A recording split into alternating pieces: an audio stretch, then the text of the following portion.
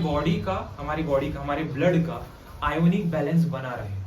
Sir क्या होगा sir अगर आयोनिक बैलेंस नहीं बनेगा? आयोनिक बैलेंस अगर नहीं बना तो ब्लड से पानी बाहर आ जाएगा और आपके टिश्यूज में इकट्ठा होने लगेगा, तो आपका हाथ पैर फूल जाएगा, समझ पा रहे? तो वो उससे आपकी जान चले जाएगी, बीपी कम हो जाएगा, ब्लड प्रेशर कम हो जाएगा, समझ पा रहे? तो ब्लड प्रेशर, समझ पा रहे? क्योंकि बॉडी के फ्लूइड को, यानी जो फ्लूइड वॉल्यूम है वो अगर अच्छा होगा तभी प्रेशर से ब्लड बहेगा, समझ पा रहे? ब्लड प्रेशर में कमी आएगी तो बहुत सारे ऑर्गन फेल होने की कगार पर आ जाएंगे, समझ पा रहे हो? समझ पा रहे हो? है ना? तो कुछ सब्सटेंस यूरिन फॉर्मेशन के दौरान, इफेक्टिवली यूरिन के फॉर्मेशन के लिए कुछ सब्सटेंस फिल्ट्रेट में मिला दिया जाता है, रीअब्सॉर्ब नहीं किया जाता। क्या कर दिया जाता है? ब्लड से फिल्ट्रेट में मिला रहे हैं। हम क्या कर रहे हैं? फिल्ट्रेट से पहले तो रीअब्सॉर्ब कर ले रहे हैं, लेकिन कुछ सब्सटेंस को ब्लड से फिल्ट्रेट में मिला दिया जाता है, ठीक है? यस और नो? तो during the urine formation the tubular cells, यानी जो किडनी के जो सेल्स हैं, जो ट्यूबुलर सेल्स हैं, वो कुछ सब्सटेंस रिलीज करते हैं, जैसे कि प्रोटॉन, मतलब H+ हो गया, है ना, नहीं, प्रोटॉन हो गया, पोटेशियम प्लस यानी पोटेशियम आयन हो गया, अमोनिया या फिर अमोनियम आयन, जो कि क्या किया जाएगा? वापस किसमें मिला दिया जाएगा? फिल्ट्रेट में मिला दिया जाएगा। ये सीक्रेट्स बोल रहा है, मतलब ये क्या कर रहा है? हम ब्लड से फिल्ट्रेट में मिला रहे हैं। ब्लड से किसमें मिला रहे हैं? Filtrate. The tubular secretion is also an important step for the urine formation। ये जो tubular secretion हो रहा है, इसको हम क्या बोल रहे हैं? tubular secretion। जो बोलना चाहिए, जो फिल्ट्रेट में हम ब्लड से चीजों को मिला रहे हैं, वो क्या है? एक प्रकार का tubular secretion, उसको tubular secretion बोलेंगे। तो जो नलिका का स्राव जो है, जो tubular secretion है, is also important for the formation of urine, formation of step in urine formation, यानी यूरिन की फॉर्मेशन के लिए बहुत ज्यादा इंपॉर्टेंट स्टेप है। And it is also maintenance of ionic and base balance of the body. ये क्या करेगा? हमारे बॉडी के आयोनिक और बेस बैलेंस को बना के रखेगा। समझ पा रहे हैं? समझ पा रहे? हाँ या ना? समझ में आ रही? इसका एक बार स्क्रीनशॉट ले लीजिए, फिर मैं बताता हूँ कि कहाँ पर रीअब्सॉर्ब कौन सी चीजें, कौन से पार्ट्स में कितनी होगी और कौन से सेल्स पाए जा रहे हैं वहां पर। दूसरी बड़ी बात आपको ये भी बताऊंगा कि कौन से रीनल के पार्ट्स में ब्लड से क्या चीजें वापस फिल्ट्रेट में मिला दी जा रही है, यानी ट्यूबुलर सिक्रेशन किसका हो रहा है, कहां पर, ठीक है? तो उसका हम लोग नेक्स्ट लेक्चर में, मतलब इसके आगे देखते हैं।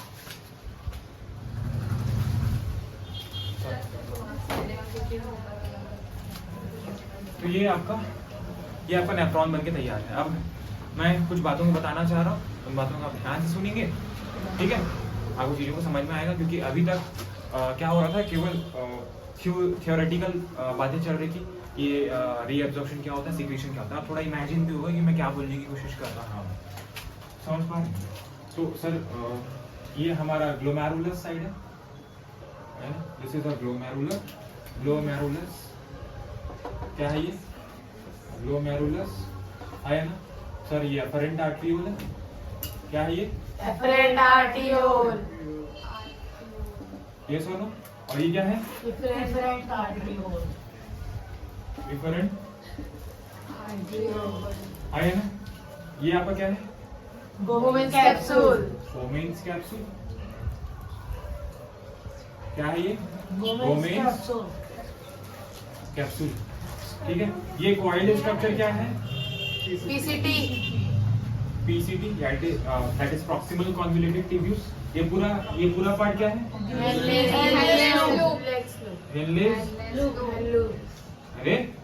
एनलेज लूप ना, लूप, ओके। अब ध्यान देंगे एनलेज लूप का ये डिसेंडिंग है ना, ये डिसेंडिंग आर्म है। मैं यहाँ डी ए लिख रहा हूँ, ये असेंडिंग आर्म है ना? ये जो असेंडिंग आर्म है, ये कंपैरेटिवली डिसेंडिंग आर्म में थोड़ा सा मोटा होता है, ठीक है? ये हमारा क्या है? डीसीटी। और ये क्या है?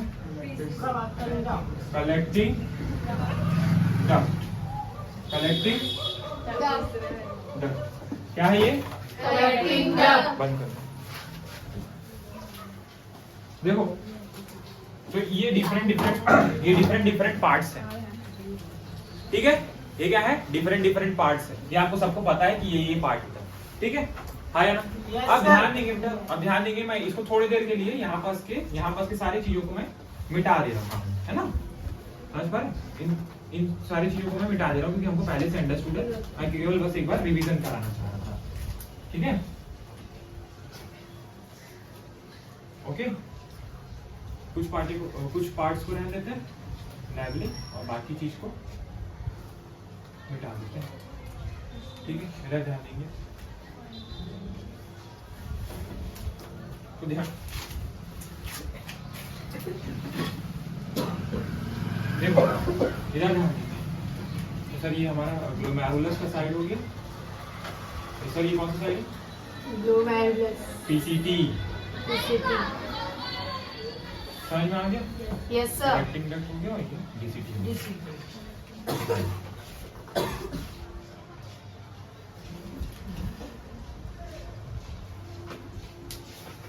अब ध्यान देंगे कि ये क्या है? ग्लोमेरुलस है। ग्लोमेरुलस से ब्लड फिल्ट्रेट होके ब्लड प्लाज्मा के बड़े प्रोटीन ब्लड कॉर्पसेल्स को छोड़ के बाकी सारी चीजें छनकर कहाँ आ चुकी है? यहाँ पर वोमेन्स कैप्सूल की कैविटी में भर चुकी है। कहाँ आ चुकी है? यहाँ पर आ चुकी है। यहाँ पर वोमेन्स कैप्सूल की कैविटी में भर चुकी है। Yes sir? Yes sir. Higher मैं छोटा बना दिया, थोड़ा सा बड़ा बना। वोमेन्स कैप्सूल की कैविटी में भर चुका है। Yes sir? Yes sir. Higher higher तो इसमें बहुत सारे इंपॉर्टेंट चीजें हैं जो हमारे ब्लड में वापस इसको मिलाना है, ब्लड में मिक्स करना है। यस और नो? तो क्या किया जाएगा? क्योंकि सर ये जो रास्ता है, ये रास्ता तो डायरेक्ट पास करेगा, ये डायरेक्ट आपका रीनल पेल्विस से होते हुए आपका यूरेटर के थ्रू यूरिनरी ब्लैडर और यूरेथ्रा से बाहर निकाल। तो सर इसमें तो बहुत सारी इंपॉर्टेंट चीजें हैं।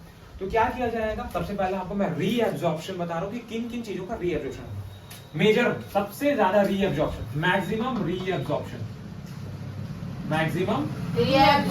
यानी सबसे अधिकतम पुनः अवशोषण, सबसे ज्यादा पुनः अवशोषण, सबसे ज्यादा पुनः अवशोषण यानी सबसे ज्यादा मैक्सिमम रीएब्जॉर्प्शन पीसीटी पार्ट पर होता है। पीसीटी पार्ट पर सबसे ज्यादा रीएब्जॉर्प्शन होगा। सबसे ज्यादा क्या होगा? रीएब्जॉर्प्शन सबसे ज्यादा कहाँ होता है? पीसीटी के पार्ट पर होता है। हाँ या ना? Yes sir. समझ पा? सबसे ज्यादा रीएब्जॉर्प्शन, ठीक है? सर यहाँ से क्या क्या निकाल दिया जाएगा? यहाँ से क्या क्या निकाल जाएगा? मैं इसको उठा के लिखूंगा। तो सर यहाँ से सबसे पहले पता करें, इसमें बाइकार्बोनेट आयन आ चुके हैं, है ना? इसमें क्या आ चुका है? Bicarbonate ion. तो बाइकार्बोनेट को रीअब्सॉर्ब कर लिया जाएगा, ठीक है? अगर कोई चीज रीनल ट्यूब्यूल से बाहर निकली मतलब उसको रीअब्सॉर्ब किया जाएगा। एक ट्रिक याद रखेंगे, जो चीजें ट्यूब्यूल से बाहर निकल रही है एरो बना के मतलब उसको वापस ब्लड में मिला दिया जा रहा है। समझ पा रहे? ब्लड में मिला दिया जाएगा। एक्चुअली पहले तो यहाँ पर कैविटी में आएगा, जो मतलब कैविटी बोलता हूँ, इस एरिया में आएगा, कॉर्टेक्स का एरिया, तो कॉर्टेक्स का अगर मेडुला का एरिया, फिर उसके बाद वापस उसको ब्लड में मिला दिया जाएगा। तो बाइकार्बोनेट अगर आ चुका है तो बाइकार्बोनेट हो गया है, NaCl आ गया है। NaCl बहुत इंपॉर्टेंट है। सोडियम आयन है, पोटेशियम आयन, सोडियम आयन है, क्लोराइड आयन है, मैग्नीशियम आयन है, कैल्शियम आयन है। समझ पा रहे? नहीं समझ पा रहे? आयन न्यूट्रिएंट्स हैं, इसको भी क्या कर दिया जाएगा? अगर इसमें न्यूट्रिएंट्स आ गए, क्या आ गए हैं? Nutrients like glucose, amino acid, fat नहीं आएगा। फैट चलो लिपिड ले लेते हैं, है ना? लिपिड एक अच्छा वर्ड है। अगर लिपिड आ चुका है, समझ पा रहे? तो इसको वापस यहां से पीसीटी मैक्सिमम रीएब्जॉर्प्शन करेगा। समझ पा रहे? मतलब जितना खींच सकता है वो उतना ब्लड में मिला देगा।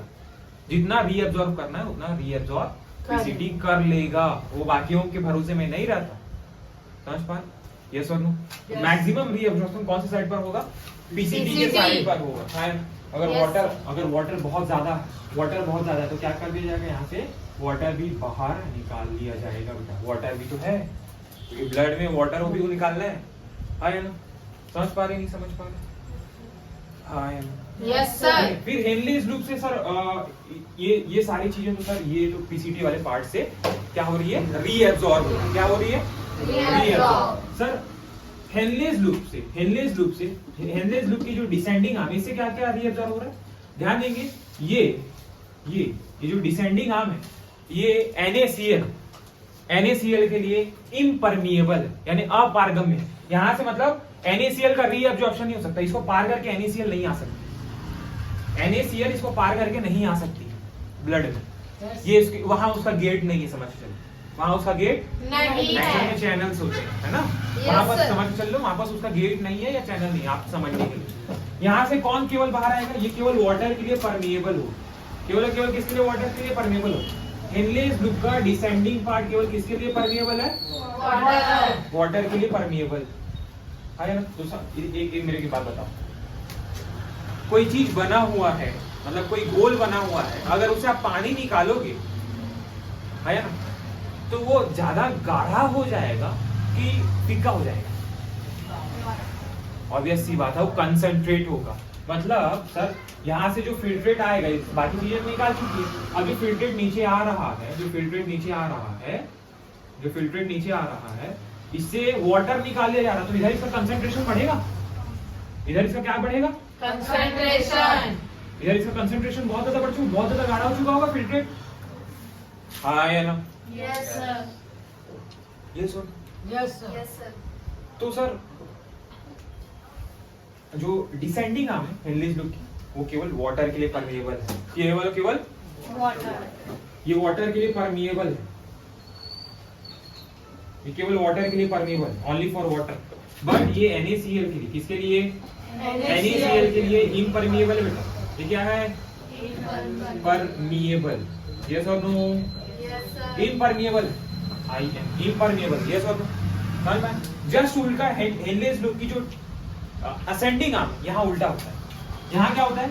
यहाँ से यहाँ से तो वाटर निकल रहा है, NaCl नहीं निकलेगा। Yes, दूसरी sir. बड़ी बात, अब इधर एक बहुत ज्यादा गाढ़ा हो चुका है, तो इसको नॉर्मल करना है, तो यहाँ से क्या निकालता है? यहाँ से जो डिसेंडिंग आर्म है, सॉरी असेंडिंग आर्म जो है, यहाँ से NaCl बाहर निकलता है। ये NaCl के लिए परमिएबल है। ये किसके लिए परमिएबल है? तो ये सर ये केवल NaCl के लिए परमिएबल है। NaCl के लिए क्या है? परमिएबल। और सर जो हेनलेज लूप की जो असेंडिंग आर्म है, सर ये वाटर के लिए क्या है? इम्परमिएबल। वाटर के लिए क्या है? ये इम्परमिएबल है, यस और नो? Yes, sir. आया ना? इम्परमिएबल है, अपारगम्य। जल के लिए अपारगम्य है, NaCl के लिए पारगम्य है, इससे बाहर आ सकती है। ये यहाँ क्या है? ये केवल वाटर के लिए परमिएबल है। हेनलेज लूप की जो डिसेंडिंग आर्म, कौन सी आर्म? Descending arm. हाँ, ये डिसेंडिंग आर्म है बेटा। कौन सा आर्म है? Descending arm. Descending arm of Henle's loop. ये किसके लिए परमिएबल है? केवल Water. H2O के लिए। किसके लिए? H2O.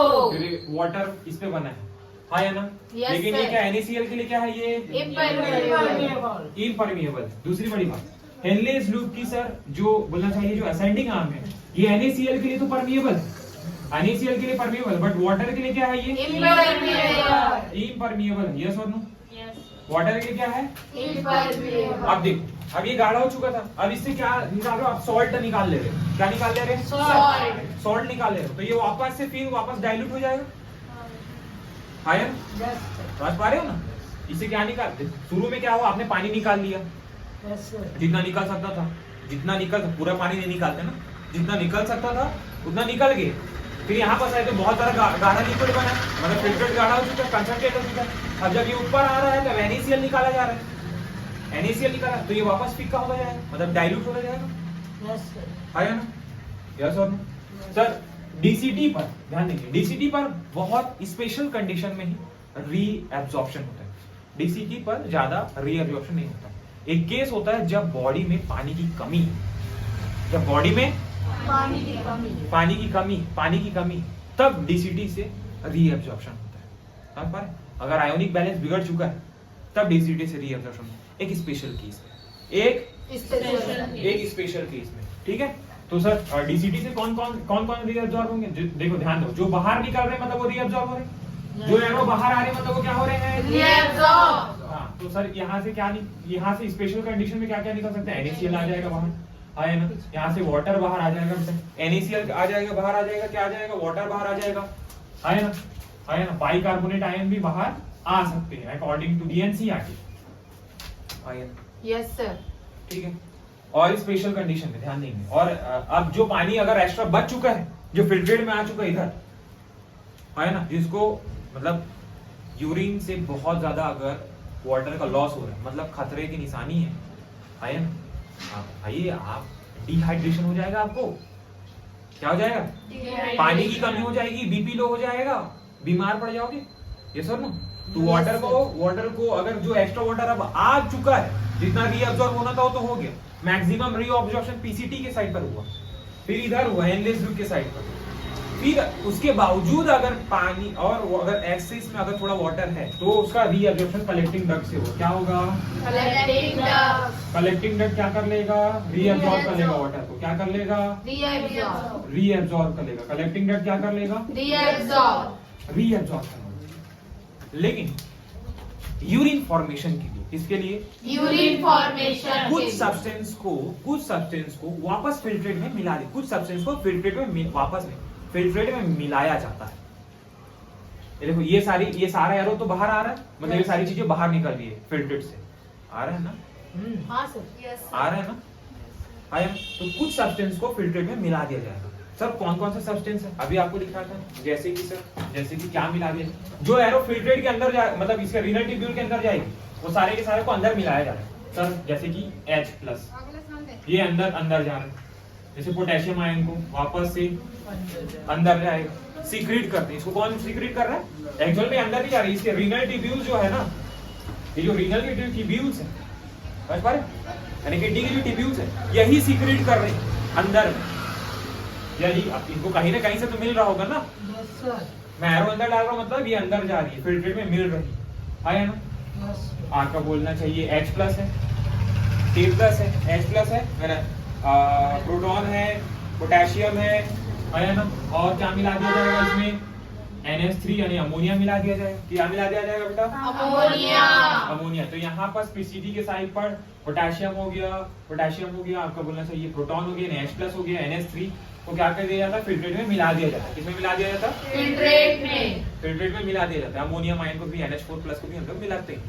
ठीक है, वैसा ही डीसीटी के साइड पर भी हम लोग, डीसीटी के साइड पर भी वो होता है बेटा सिक्रीशन, ट्यूबुलर सिक्रीशन, किसका यही सब का, जैसे H+ हो गया, पोटेशियम प्लस हो गया, और वापस क्लोराइड आयन को भी मिला दिया जाता है। किसको मिला दिया जाता है बेटा, क्लोराइड को तो नहीं मिलाया जाता एक्चुअल में, यहाँ पर भी आप क्या कर लो, अमोनिया डाल दो, NH3 डाल दो, आया ना, यस सर, आया ना, समझ में, यस और यस सर, ध्यान देंगे बेटा, ट्यूबुलर साइड पर जो कलेक्टिंग डक्ट है, यहाँ पर जो यूरिया है ना, जो यूरिया कुल मिला के इसमें क्या आ रहा है, यूरिया आ रहा है।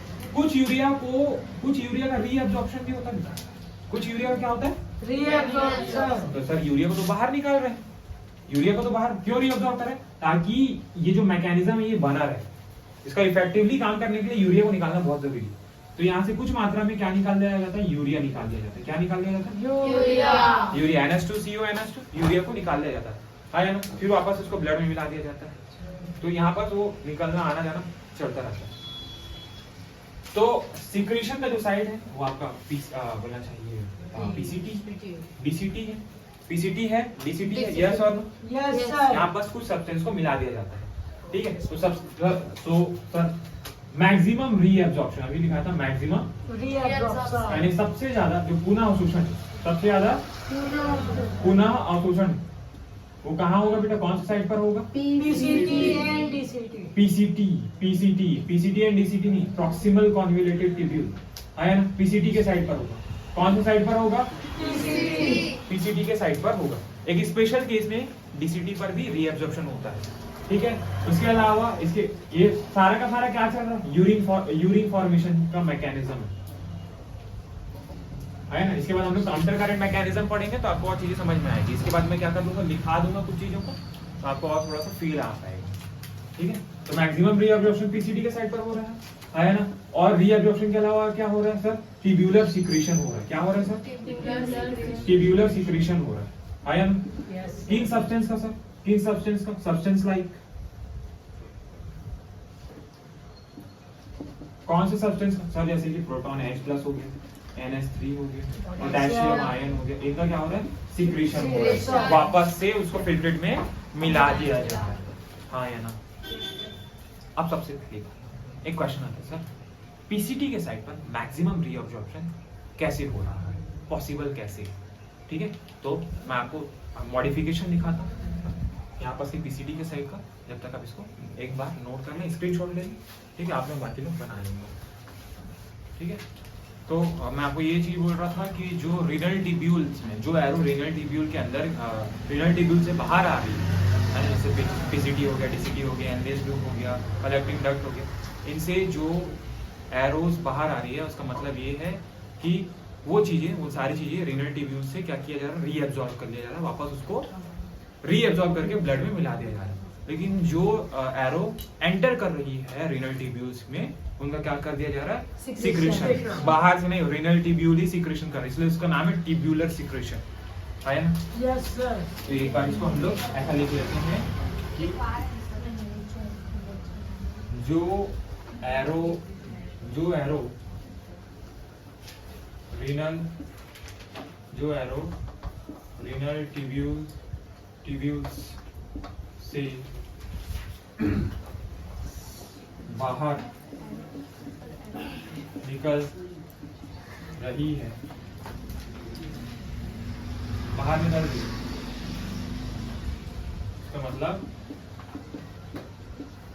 इसका मतलब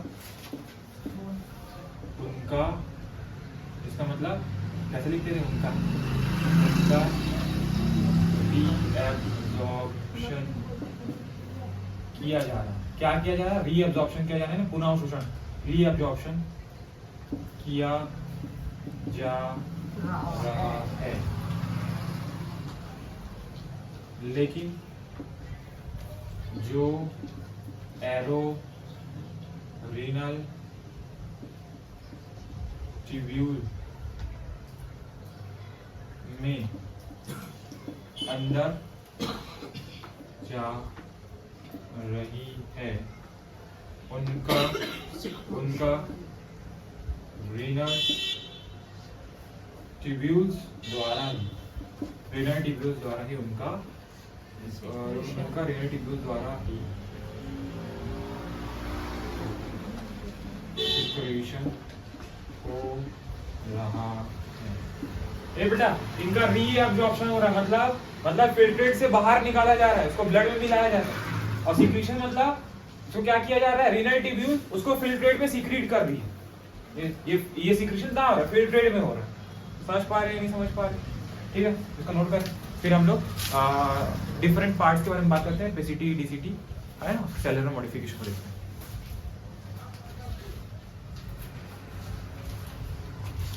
तो अब हम लोग बेसिकली रीनल टिब्यूल के फंक्शन के बारे में पढ़ने वाले हैं, ठीक है। तो सबसे पहले हम लोग प्रॉक्सिमल कॉन्वोल्यूटेड टिब्यूल यानी पीसीटी को देखने वाले हैं। आपको मैं ये बात बता चुका हूँ कि मैक्सिमम रीअब्जॉर्प्शन फिल्ट्रेट से, न्यूट्रिएंट्स से, मिनरल्स से, वाटर है, उनका मैक्सिमम रीअब्जॉर्प्शन पीसीटी के साइड पर होगा। कहाँ होगा, पीसीटी के साइड पर होगा मैक्सिमम, यानी अधिकतम पुनः अवशोषण पीसीटी के साइड पर होता है। Yes sir. अब सर यहाँ पर ऐसी कौन सी मॉडिफिकेशन है कि यहाँ पर रीअब्जॉर्प्शन बहुत ज्यादा होता है। तो एक बार डायग्रामेटिक समझेंगे तो आपको थोड़ा सा ज्यादा इमेजिन हो पाएगा कि मैं क्या बोलना चाह रहा हूँ। देखो बेटा, बोमिन्स कैप्सूल, ये आपका बोमिन्स कैप्सूल है ना, और ये बोमिन्स कैप्सूल से ये जो कॉइल्ड स्ट्रक्चर आता है that is the PCT. Yes और नो। अब इसके साइड को अगर आप जूम आउट करेंगे, जूम आउट मतलब इलेक्ट्रॉनिक माइक्रोस्कोप से देखना पड़ेगा, इसे देखना पड़ेगा इलेक्ट्रॉनिक माइक्रोस्कोप, ठीक है। तो यहाँ पर जब आप देखेंगे तब वो क्या दिखेगा, तो सर यहाँ पर सबसे पहली बात कि पूरी की पूरी, सब आप एक बात याद रखेंगे कि पूरी की पूरी जो रीनल टिब्यूल है, नेफ्रॉन, ओवरऑल नेफ्रॉन के बारे में जब बात कर रहे हैं, टिब्यूल्स के बारे में बात कर रहे हैं, तो सारे के सारे रीनल टिब्यूल्स किससे बनी हुई है, एपिथेलियल सेल से बनी हुई है, और खास करके क्यूबॉइडल एपिथेलियल सेल, खास करके कौन सी सेल, क्यूबॉइडल एपिथेलियल सेल से बनी। क्या करना, देखिए, हालांकि नीड के सेगमेंट से क्या हो रहा है, इस साल इस साल के लिए जो लोग प्रिपेयर कर रहे हैं उनके लिए क्या हो रहा है कि नीड से जो टिश्यू वाला पार्ट है, जो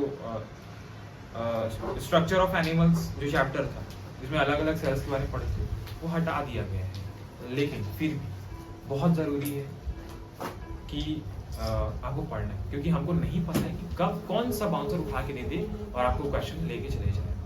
ठीक है, क्योंकि वो अगर नहीं पढ़े मतलब यहाँ तो कहीं ना कहीं हमको पढ़ना पड़ेगा। ठीक है, तो वो पढ़ना बहुत जरूरी है। तो याद रखेंगे रीनल ट्यूब्यूल्स यानी किडनी की जो ट्यूब्यूल्स है उसमें क्यूबॉइडल एपिथेलियल सेल्स पाए जाते हैं। क्यूबॉइडल यानी घनाकार उपकला कोशिकाएं पाई जाती है, क्यूबॉइडल एपिथेलियल सेल पाई जाती है। अब सर देखिए आगे चल लीजिए, यहाँ पर अगर आप देखें तो सर क्यूबॉइडल एपिथेलियल ये क्यूब लाइक सेल्स होते हैं, क्यूबॉइडल एपिथेलियल। ठीक है, ये क्यूबॉइडल एपिथेलियल सेल्स हैं। ये हो गया बेटा आपका क्यूबॉइडल एपिथेलियल सेल। ये पीसीडी के साइड पर है बेटा। कहाँ पास है ये? पीसीडी के साइड पर। और इस क्यूबॉइडल एपिथेलियम में इसकी जानेंगे अगर ये पीसीडी के साइड में यहाँ पर उसे बना दो तो इसके सरफेस पर सिलिया है। क्या है इसके सरफेस पर? सिलिया है। इसके सरफेस पर सिलिया है। हेयर लाइक प्रोजेक्शन होता है। सॉरी मैं क्या बोल रहा हूँ, एक मिनट। इसके सरफेस पर कुछ ऐसे प्रोजेक्शंस हैं। इसके सरफेस पर कुछ प्रोजेक्शंस हैं। जैसे सर कैसे प्रोजेक्शंस हैं? कुछ ऐसे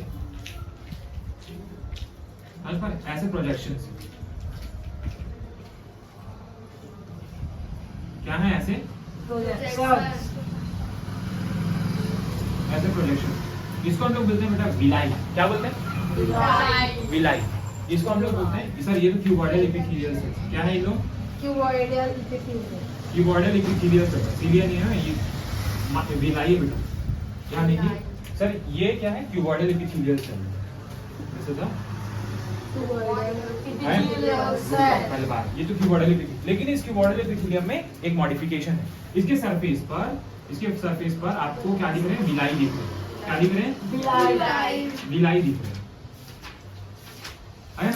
अब ये जो विलाई है इसको अगर आप जूम आउट करके देखेंगे तो इसमें आपको छोटे आपको क्या दिखेंगे? माइक्रोविलाइज दिखेंगे। क्या दिखेंगे? माइक्रोविलाइज। जो ये सब क्या काम करने? सरफेस एरिया बढ़ा दे रहे। क्या बना रहे? Surface area. देखो अगर ये प्लेन होता तो केवल इतना सरफेस आ रहा है, लेकिन अगर ये ऐसा हो जा रहा है तो ये इतना नहीं, ये इससे भी ज्यादा, बहुत ज्यादा है। जितना बोर्ड में भी नहीं आ सकता ये उतना सरफेस है। समझ पा रहे हो? इमेजिन कर पा रहे हो? बहुत सरफेस है। और उल्टा इस विलाई के ऊपर में आपको क्या दिखेगा? आपको ऐसे प्रोजेक्शंस दिखेंगे, ऐसे। ये माइक्रोविलाई।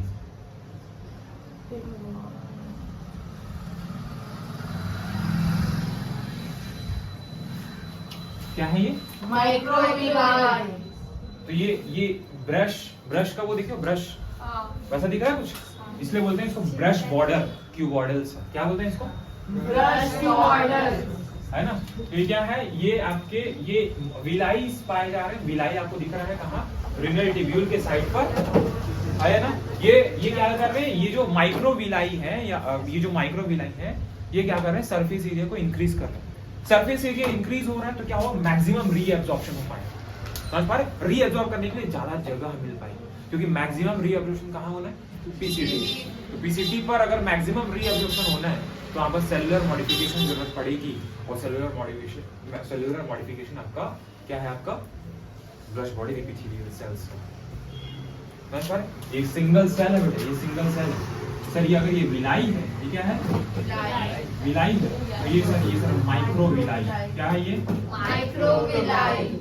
विलाई और माइक्रोविलाई का बोलना चाहिए। यहाँ पे एकदम यहाँ पर दिखा नहीं पाऊंगा मैं आपको वीडियो में। हाँ ध्यान देंगे, YouTube में एक फंक्शन है, आप इसको अगर जूम आउट करेंगे, ठीक है, आप पहले तो मेरा जो वीडियो है वो HDR में रिकॉर्ड होगा। तो आप HDR में क्या करेंगे? HDR 180 में आप जाएंगे और यहाँ पर आप जूम करेंगे तो आपको यहाँ पर क्लियरली आपको दिख पाएगा। समझ पा रहे हैं? यहाँ पास आपको क्लियरली दिख पाएगा कि यहाँ पास एक्चुअल में क्या हो रहा है, आया ना? तो सर ये सेलुलर मॉडिफिकेशन क्यों जरूरी है? ताकि मैक्सिमम सरफेस एरिया बढ़ाए और सरफेस एरिया से क्या होगा? मैक्सिमम रीअब्जॉर्प्शन होगा। बात समझ पा रहे हो? ये कुल मिला के एरिया ऐसे नहीं है, ऐसा निकला नहीं है, ये ऐसा है, ऐसा मतलब ये इसमें भी ऐसा और इसमें भी ऐसा ऐसा, मतलब इतना ज्यादा सरफेस एरिया बढ़ चुका है कि रीअब्जॉर्प्शन बहुत आसान हो चुका है और मैक्सिमम रीअब्जॉर्प्शन होगा। आया समझ पा रहे? तो हम लोग इसको क्या बोलेंगे सर? ये ब्रश बॉर्डर, ये क्या है? Brush Border. Border epithelial cells, यहाँ पर लिखा हुआ है brush border Epithelial. Cuboidal epithelium बोलेंगे बेटा हम लोग। क्या बोलेंगे इसको? Cuboidal epithelium. क्यूबॉइडल एपिथेलियल या फिर epithelium cells, cuboidal epithelium Cells. Cells. तो ये इस सेलुलर मॉडिफिकेशन के कारण पीसीटी के साइड पर brush border cuboidal epithelial cells पाए जाते हैं, जिसके कारण मैक्सिमम रीअब्जॉर्प्शन होगा। मैक्सिमम रीअब्जॉर्प्शन क्यों होगा? क्योंकि ये जो brush border cuboidal epithelial cells हैं, ये क्या कर रहे हैं? ये क्या कर रहे हैं सर? सरफेस एरिया को इंक्रीज कर दे रहे हैं। क्या कर दे रहे हैं? Surface area को increase. हाँ, सरफेस एरिया क्या कर दे रहे हैं? Increase. क्या कर दे रहे हैं? Increase.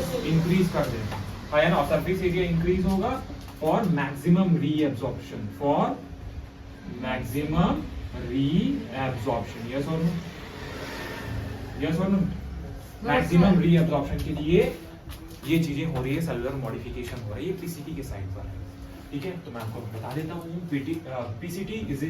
PCT is lined by the simple cuboidal that is brush border epithelial cells which increase the surface area, जो कि सरफेस एरिया को इंक्रीज करेगी और रीअब्जॉर्प्शन, मैक्सिमम रीअब्जॉर्प्शन होगा था। Nearly all of the essential nutrients, यानी ज्यादातर जो मिनरल्स हैं, न्यूट्रिएंट्स हैं, जो पोषक तत्व हैं, जो कहाँ चुके हैं? फिल्ट्रेट में आ चुके हैं, उनको क्या करें? जैसे कि ग्लूकोज हो गया, अमीनो एसिड ए यानी अमीनो एसिड लिपिड हो गया, इनको क्या कर लिया जाएगा? फिल्ट्रेट से बाहर निकाल दिया जाएगा, मतलब फिल्ट्रेट से रीअब्जॉर्ब कर लिया जाएगा। और ब्लड क्यों और कैसे होगा इतना रीअब्जॉर्प्शन? ताकि यहाँ पर देख रहे हो इतना खतरनाक मॉडिफिकेशन है, इतना ज्यादा सरफेस एरिया कि आप सोच नहीं सकते, ऐसा मॉडिफिकेशन है। तो ये ब्रश बॉर्डर यही इसी प्रकार का, यानी इसी प्रकार का सेलुलर मॉडिफिकेशन आपके माइक्रोविलाई, आपके स्मॉल इंटेस्टाइन में भी है। आपके स्मॉल इंटेस्टाइन में माइक्रोविलाइज है, समझ पर? यही सेम सेलुलर मॉडिफिकेशन जो बच्चे पढ़े हैं उनको जरूर पता है कि स्मॉल इंटेस्टाइन की छोटी आंत जो है, छोटी आंत में भी ये माइक्रोविलाई की अपीयरेंस यानी क्यूबॉइडल एपिथेलियल सेल्स पाए जाते हैं, ठीक है? एंड 70 to 80% ऑफ इलेक्ट्रोलाइट, यानी 70 से 80% विद्युत जो अपघट्य, जैसे कि पोटेशियम आयन है, NaCl है, मैग्नीशियम आयन हो गया, कैल्शियम आयन हो गया, है ना, बाइकार्बोनेट आयन है, NaCl है, सोडियम प्लस है, क्लोराइड माइनस है, उनका भी मैक्सिमम ऑफ द इलेक्ट्रोलाइट, ज्यादातर जो विद्युत अपघट्य और वाटर का रीअब्जॉर्प्शन इसी पार्ट से होता है, reabsorb by this segment. PCT also has the maintain the pH. PCT क्या करता है? पीएच को मेंटेन करने का काम करता है। क्या करता है? पीएच को मेंटेन करने का काम करता है और आयोनिक बैलेंस को बॉडी फ्लूइड में बनाए रखता है by the secretion of potassium NH3 and hydrogen ion NH3 यानी अमोनिया एंड पोटेशियम आयन का क्या करेगा? सिक्रीशन का। ये जो रीनल ट्यूब्यूल्स की जो सेल्स है ना, ये फिल्ट्रेट में एक चीज मिलाती है, वो फिल्ट्रेट में जो चीज मिलाती है वो इसमें से पोटेशियम है, अमोनिया है, प्रोटॉन है यानी H+ आयन है, और भी मिनरल्स हैं, हम लोग इसका डाल सकते हैं, ठीक है, into the filtrate and reabsorb by bicarbonate. इससे क्या होगा? बाइकार्बोनेट को भी बाहर निकाल दिया जाएगा। सर बाइकार्बोनेट क्यों जरूरी है? आपको बताया हूं किस क्यों जरूरी है? कार्बन डाइऑक्साइड के ट्रांसपोर्टेशन के लिए। समझ पा रहे हो?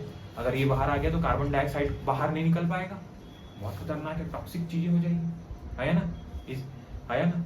अगर हार्ट को इफेक्टिवली ऑक्सीजन नहीं मिलेगा, हार्ट बीट नहीं कर पाएगा, ब्रेन काम नहीं कर पाएगा। Yes, sir. है ना? तो बाइकार्बोनेट को भी अंदर मिलाना है ब्लड में, जो आ चुका है फिल्ट्रेट में, नहीं तो ये तो यूरिन से पास हो जाएगा बाहर। यस और नो? Yes, sir. आ रहा है समझ में? Yes, sir. हाँ, यहाँ तो सेलुलर मॉडिफिकेशन समझ में आए, Yes, sir. ठीक है? अब हम लोग आगे बात करेंगे हेनलेज लूप के बारे में। हेनलेज लूप मैं आपको पहले बता चुका हूँ कि हेनलेज लूप की जो डिसेंडिंग आर्म वो वाटर के लिए परमेबल है, NaCl यानी सोडियम क्लोराइड के लिए इम्परमेबल है यानी अपारगम्य है। लेकिन इसी को हम देखें तो जो आपका असेंडिंग लिम्ब है हेनलेज लूप का, जो ऊपर जाएगा डीसीटी की ओर, वो केवल और केवल NaCl के लिए परमिएबल है, वाटर के लिए इम्परमिएबल है। ठीक है, तो उसका आगे देखते हैं। ठीक है, बस इतना नोट करें और वहाँ बस किसका रिएक्शन ये तो बता चुका हूँ, बस नोट कर। ठीक है, तो मैं जो आपको पिछले लेक्चर मतलब अभी बताया उसको हम लोग अब आगे देखते हैं। ठीक है, अब ध्यान देंगे हेनलीज लूप में क्या होता है। मैं आपको पहले ही बताया हूँ कि सर अगर मैं यहाँ पर हेनलीज लूप में बना देता हूँ, है ना, ये आपका हेनलीज लूप है। ध्यान देंगे हेनलीज लूप की जो डिसेंडिंग आर्म होगी वो एज कंपेयर टू हेनलीज लूप की जो डिसेंडिंग आर्म होगी वो कंपैरेटिवली असेंडिंग आर्म के कंपेयर में क्या होगी, पतली होगी। और ये थोड़ा सा ज्यादा मोटा है। देखो ये पतला दिख रहा है, ये मोटा दिख रहा है। ठीक है, Yes, sir. तो sir this is a descending arm, this is what Descending arm. ये डिसेंडिंग आर्म है आपका, आया ना। कौन सा आर्म है ये, Descending. डिसेंडिंग आर्म है, या फिर आप इसको लूप बोल सकते हो, लीम बोल सकते हो, डिसेंडिंग लीम ऑफ हेनलीज लूप। और ये क्या हो गया आपका Descending. असेंडिंग, इधर ध्यान दें, असेंडिंग लिंक ऑफ हेनलीज लूप। अब ध्यान दें जो डिसेंडिंग लिंक हम पहले ही बोला कि सर यहाँ से केवल और केवल वाटर के लिए क्या है, ये परमिएबल है, हाँ है ना। ये इलेक्ट्रोलाइट्स के लिए इलेक्ट्रोलाइट में स्पेसिफिकली NaCl के लिए इम्परमिएबल है, वाटर के लिए क्या है, परमिएबल है। लेकिन सर यही तो जैसे जैसे ध्यान देंगे, जैसे जैसे इससे वाटर निकलता जाएगा तो जो फिल्ट्रेट नीचे आ रहा है, जो फिल्ट्रेट नीचे आता जा रहा है, सर कंसंट्रेशन बढ़ जाएगा। सर क्या बढ़ जाएगा, Concentration. ये बहुत ज्यादा कंसंट्रेट हो चुका होगा क्योंकि वाटर निकाल चुके है ना, बहुत ज्यादा गाढ़ा हो चुका होगा। फिर जैसे जैसे आप ये फिल्ट्रेट ऊपर जाता है, ये फिल्ट्रेट ऊपर जाएगा, इसे क्या निकाल दिया जाएगा, NaCl यानी इलेक्ट्रोलाइट्स निकाल दिए जाते हैं। क्योंकि जो असेंडिंग आर्म है ये केवल और केवल NaCl के लिए परमिएबल है, केवल NaCl के लिए परमिएबल है, वाटर के लिए परमिएबल नहीं है। तो जैसे जैसे ये डाइल्यूट मतलब जो फिल्ट्रेट है ये ऊपर जाएगा, क्या होता जाएगा, ये डाइल्यूट होता जाएगा। क्या होता जाएगा, ये Dilute. तो नीचे आने पर क्या हो रहा है, कंसंट्रेट हो रहा है, और ऊपर जाने पर ये क्या हो जा रहा है, देखो डाइल्यूट हो रहा है। देख रहा हूँ डाइल्यूट हो गया, आया ना, ये सोच लो। Yes, sir. ठीक है, तो ध्यान दीजिए जो इलेक्ट्रोलाइट्स हैं इनका जो रीअब्जॉर्प्शन है, ये या तो एक्टिव प्रोसेस से हो सकता है, एक्टिव प्रोसेस यानी एटीपी का यूज हो सकता है, एनर्जी मॉलिक्यूल का यूज होगा, या तो ये पैसिव प्रोसेस से हो गया यानी एनर्जी की आवश्यकता नहीं होगी। लेकिन कभी भी ध्यान देंगे जो इलेक्ट्रोलाइट्स है इनका जो रीअब्जॉर्प्शन है ये आयन चैनल्स द्वारा होता है, इसमें चैनल्स का यूज होगा। समझ पा रहे हो, यहाँ पास डिफ्यूजन नहीं होगा, यहाँ पास चैनल्स का यूज होगा। है ये सुन, तो वही बात एनसीईआरटी लिखा, तो कुछ चीजों को हम लोग बदलेंगे और कुछ चीजों को जैसे एज इट इज पढ़ने वाले। तो reabsorption is the minimum in its ascending link, यानी असेंडिंग लिंक ये आपका क्या है, असेंडिंग लिंक। यहाँ पर जो रीअब्जॉर्प्शन है ये क्या होगा, मिनिमम होगा। However, the region plays a significant role of the maintenance of high osmolarity of medullary interstitial fluid. ध्यान दीजिए मैं आपको पहले ही बताया कि जो हेनलीज लूप है, नेफ्रॉन की जो हेनलीज लूप है वो किडनी के मेड्यूला वाले रीजन में यानी अंदर वाले रीजन में है ना। तो मेड्यूला वाले रीजन में यहाँ पर जो फ्लूइड मिल रहा है बेटा, ये कौन सा रीजन है, मेड्यूला। और इसके आसपास जो जगह है इसको बोलेंगे मेड्यूलरी इंटरस्टिशियम बोलेंगे। क्या बोलेंगे इसके आसपास के लिए, मेड्यूलरी इंटरस्टिशियम बोलेंगे। यहाँ पास की जगह क्या बोलेंगे हम लोग, मेड्यूलरी, इसको इंटरस्टिशियम बोलेंगे। आया और जगह तो नहीं बची, तो इसको छोटा ब्लैक से visible.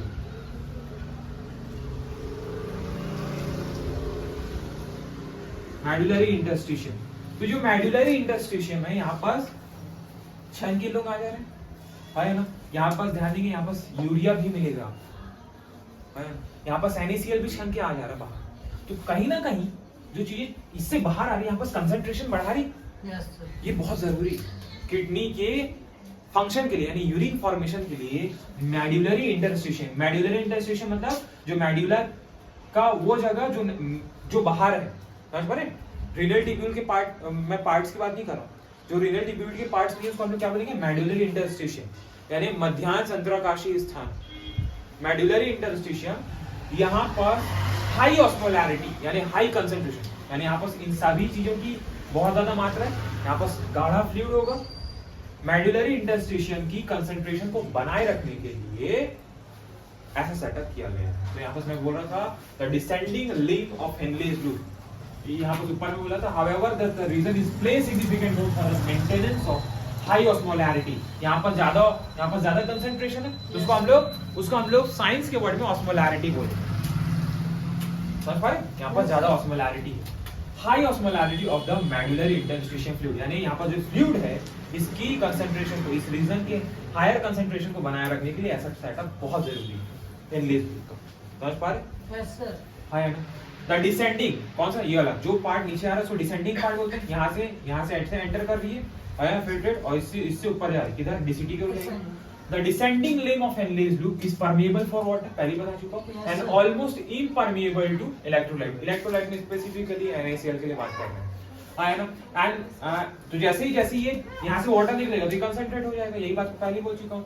So this is concentrate the filtrate as it moves down, जैसे जैसे ये नीचे आएगा वैसे वैसे यहाँ पर क्या होगा, इस रीजन में फिल्ट्रेट का कंसंट्रेशन, हेनलेज लूप का ये वाला जो रीजन है यहाँ पर फिल्ट्रेट का कंसंट्रेशन बहुत ज्यादा होगा, क्योंकि वाटर निकाल रहे हैं।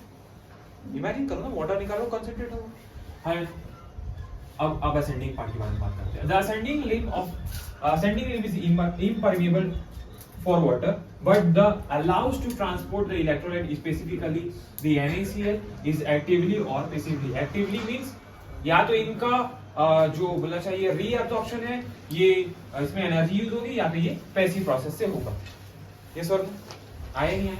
Yes. Therefore, as a concentration of filtrate passes upward, it gets diluted due to passages of electrolyte the medullary fluid. जैसे जैसे ये ऊपर जाएगा तो NaCl बाहर निकल रहा है, तो क्या होता जाएगा, फिर से डाइल्यूट होता जाएगा, है ना। तो एक चीज दिख रहा है सर, ये ऊपर में ये थोड़ा सा डाइल्यूट था, नीचे आने पर कंसंट्रेशन बढ़ा है, तो इसकी कंसंट्रेशन बढ़ने के कारण ओवरऑल मेडुलरी इंटरस्टिशियम का कंसंट्रेशन बढ़ा होगा। अरे मेडुला रीजन में, किडनी के मेडुला रीजन में बहुत ज्यादा कंसंट्रेशन है, इतना याद रखो, ताकि यूरिक फॉर्मेशन हो सके। यूरिक फॉर्मेशन मैंने ब्लड का फिल्ट्रेशन अच्छे से हो सके।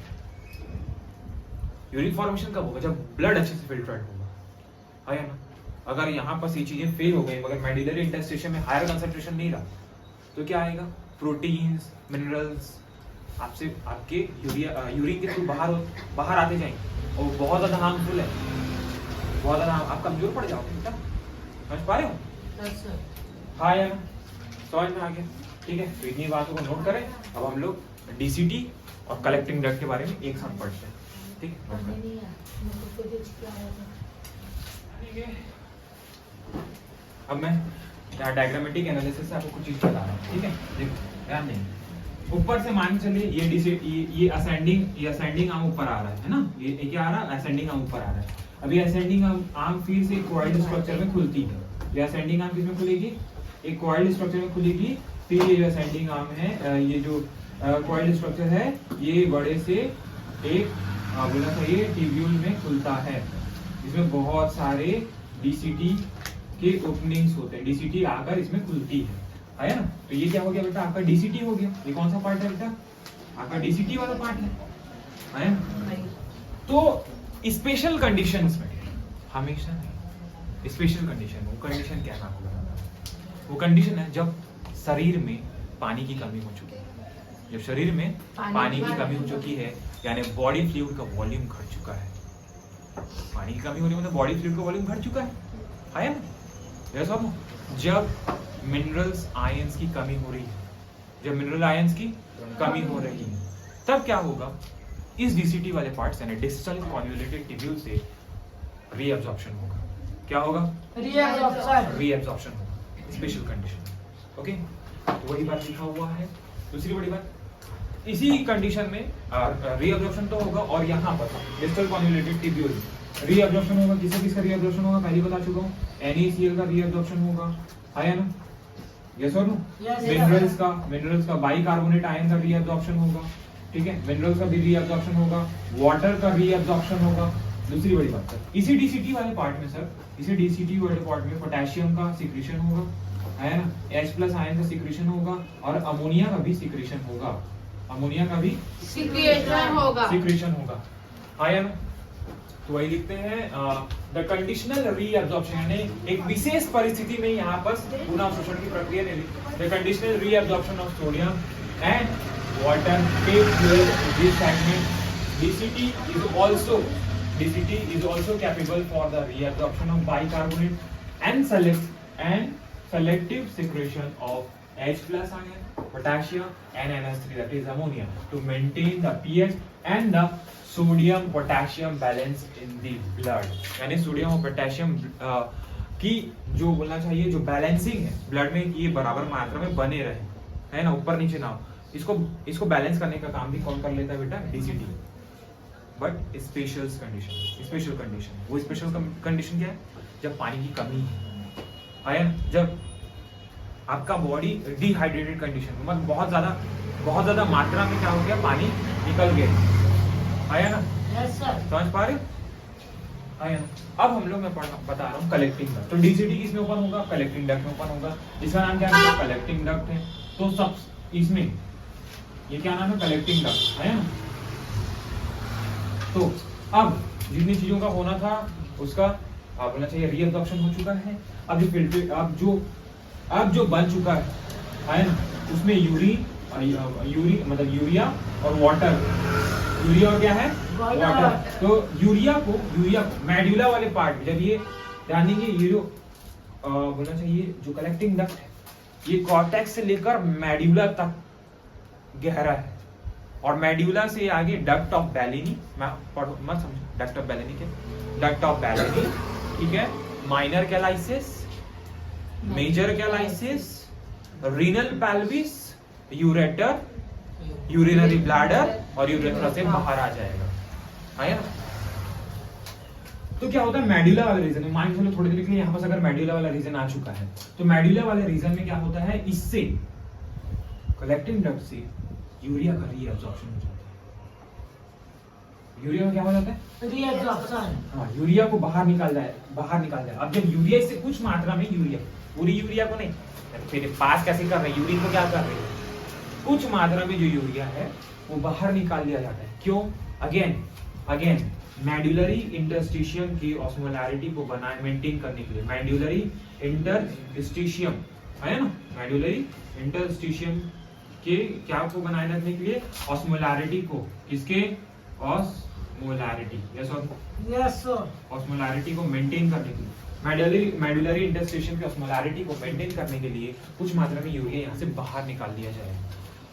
समझ पा रहे हैं? समझ पा रहे हैं? यस और नो। कलेक्टिंग डक्ट यानी संग्राहक नलिका के बारे में पढ़ रहे हैं। This is a long duct extends from the cortex of the kidney to the inner part of the medulla. ये यानी ये कॉर्टेक्स से मेडुला तक फैला हुआ है, कॉर्टेक्स से मेडुला तक फैला हुआ जो कलेक्टिंग डक्ट है। A large amount of water, यानी अधिकतम बहुत अधिक मात्रा में वाटर इसके द्वारा रीअब्सॉर्ब कर लिया जाएगा, है ना, पुनः अवशोषित कर लिया जाएगा, है ना। This region is produce the concentrate, और ये क्यों जरूरी है? The large amount of water could be reabsorb form this the region to produce a concentrated urine, यानी कंसंट्रेटेड यूरिन को कंसंट्रेट, अगर यूरिन से एक्स्ट्रा अमाउंट में अगर वाटर बाहर आ रहा है, मतलब वाटर की कमी होगी बॉडी में, और वही चीज को तो रोकना है ना, वाटर लॉस को तो ही रोकना है। तो क्या किया जाता है, कलेक्टिंग डक्ट से जो पानी आ चुका है एक्स्ट्रा, उसको क्या कर लिया जाएगा, maximum reabsorption of water collecting duct पर होगा। समझ पा रहे? मिनरल्स, आयंस और न्यूट्रिएंट्स का मैक्सिमम रीअब्जॉर्प्शन पीसीटी के साइड पर होता है। यहाँ वाटर का मैक्सिमम रीअब्जॉर्प्शन बोल रहा हूँ, है ना, ताकि यूरिन को क्या किया जाए, कंसंट्रेट किया जाए, है ना। जो यूरिन आप पास कर रहे हो उसमें पानी की मात्रा कम हो, लेकिन होती है, लेकिन कम हो। समझ पा रहे हो, है ना। तो this segment allow the passage for a small amount of urea into the medullary interstitium to keep up the osmolarity, यानी कुछ मात्रा में ये जो मेडुला वाले रीजन की जो बोलना चाहिए कलेक्टिंग डक्ट है, ये क्या करेंगे, यूरिया को बाहर कलेक्टिंग डक्ट में रिलीज कर देंगे, ताकि मेडुलरी इंटरस्टिशियम की ऑस्मोलैरिटी को बढ़ा सके, keep up the osmolarity, yes और no. It also plays a role in maintain of pH, यानी ये क्या की भूमिका निभाते हैं, ये पीएच को मेंटेन करने के लिए, क्योंकि H प्लस का सिक्रीशन एब्जॉर्प्शन दोनों हो रहा है। दूसरा ये आयोनिक बैलेंस को बनाए रखती है बॉडी, है ना। PH and ionic balance of a blood by the selective secretion of H plus यानी H plus ion, potassium ions, yes sorry potassium H plus ammonium, है ना। लेकिन यहाँ पर ध्यान देंगे, यहाँ पर आपका एनसीईआरटी दो चीजों को लेबलिंग करता है, लेकिन हम लोग दो चीज को लेकर चलेंगे, पोटेशियम और बोलना चाहिए ये पोटेशियम और H प्लस आयन का यहाँ पर क्या होता है, सिक्रीशन होता है, किसके द्वारा, कलेक्टिंग ब्लड के द्वारा के फिल्ट्रेट में, यानी यूरिया, जो यूरिया बन चुका है ना उसमें। लेकिन अभी भी हम लोग मैकेनिज्म की तरफ नहीं पढ़े, अभी भी कुछ ऐसी बातें हैं जो अभी भी आपसे बोलना चाहिए आपको पता नहीं है। तो उसके लिए हमको अब नेक्स्ट क्लास में हम लोग यूरिन फॉर्मेशन के मैकेनिज्म को पढ़ेंगे। यूरिन का फॉर्मेशन कैसा होता है, यूरिन फॉर्मेशन के मैकेनिज्म को काउंटर करंट मैकेनिज्म होता है, तो उसको हमको पढ़ना पड़ेगा नेक्स्ट लेक्चर में, ठीक है। तब तक के लिए मिलते हैं नेक्स्ट क्लास में, और इस लेक्चर को उन तक जरूर शेयर करें जिनको इस लेक्चर की जरूरत है, ठीक है।